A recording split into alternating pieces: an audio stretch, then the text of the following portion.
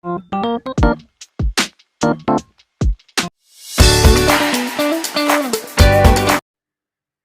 Harum Aroma Nusantara. Perusahaan ini bergerak sebagai distributor daging impor yang terletak di Pergudangan Bisnis Park Karanganyar.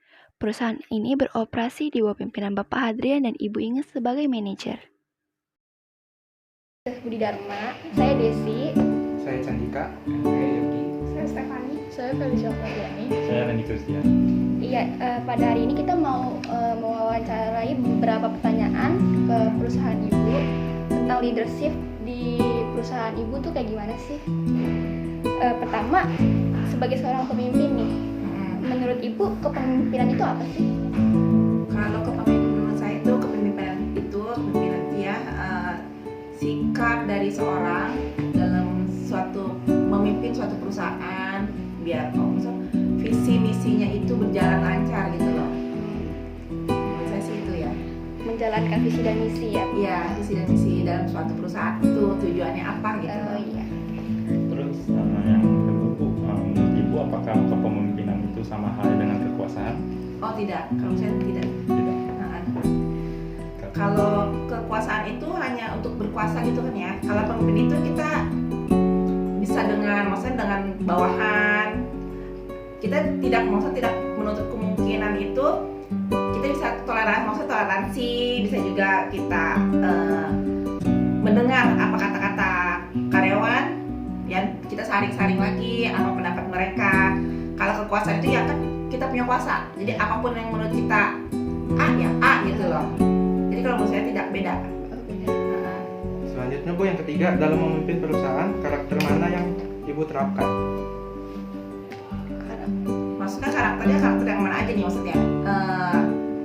Karakter yang kita miliki gitu? Iya, sebagai seorang pemimpin. Oh iya. Kalau kita sih tidak, karakter kita di sini itu tidak mementingkan pribadi ya. Kita tuh selalu dengan karyawan itu kita dengar apa pendapat mereka, keluh kesahnya mereka, kita diskusi lagi gitu. Nggak semena-mena kita langsung harus gimana gitu, nggak otoritas dah gitu atau nggak. Sistemnya demokrasi gitu. Nah ya. Terus Bu, dari sekian banyak tipe kepemimpinan yang ada, manakah yang termasuk tipe kepemimpinan Ibu? Pemimpin yang bisa memberi contoh untuk bawahannya. Kalau menurut saya gitu. Jadi ya apa yang kita kerjakan harus bisa juga jadi contoh untuk bawahan kitanya. Kayak gitu sih. Untuk pertanyaan selanjutnya, apa pendapat Ibu terkait pertanyaan ini? Pemimpin itu dilahirkan atau dibentukkan? Dibentuk. Dibentuk. Iya, dibentuk. Jadi misalkan dia tuh ngebentuk sifat ya. Iya. Berubah ya. Pertanyaan selanjutnya, kan tipe kepemimpinan itu sebenarnya ada banyak, cuma paling populer itu ada dua. Kadang ada kepemimpinan yang lebih memberikan motivasi, dukungan sama karyawannya. Terus ada juga kadang pemimpin yang tegas, kayak harus A gitu, harus B.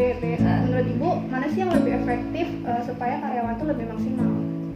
Kalau menurut saya tidak yang otoritas itu. Enggak. Jadi ya dari awal yang saya bilang itu ya, jadi terima kasih kita bisa karyawan punya pendapat apa, kita sama-sama sharing ya, kita diskusi semuanya apa di kendalanya. Jadi enggak selalu pemimpin itu apa kata hati dia gitu loh. Jadi kita juga dengarkan apa suara-suara karyawan.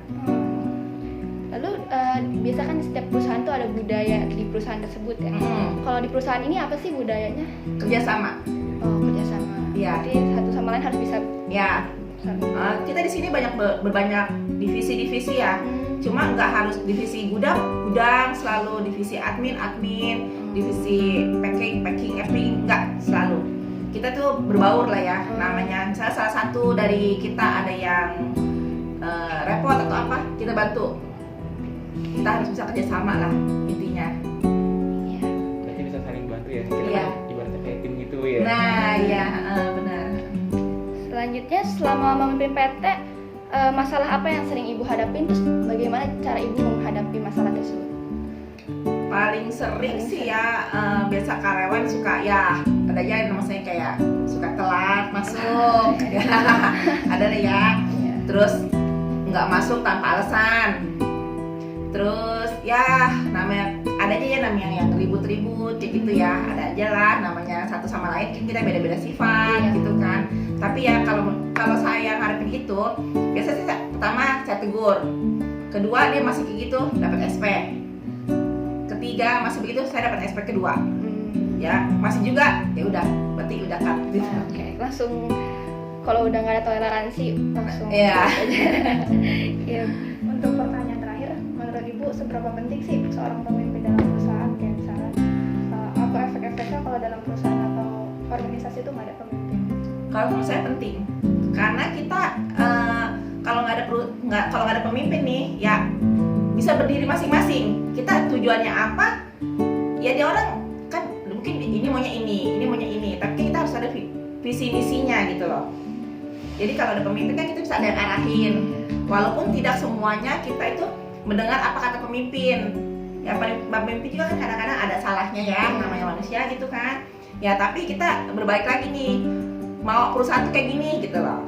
Nah sebagai karyawannya, coba kita diskusiin menurut kalian kayak gimana gitu.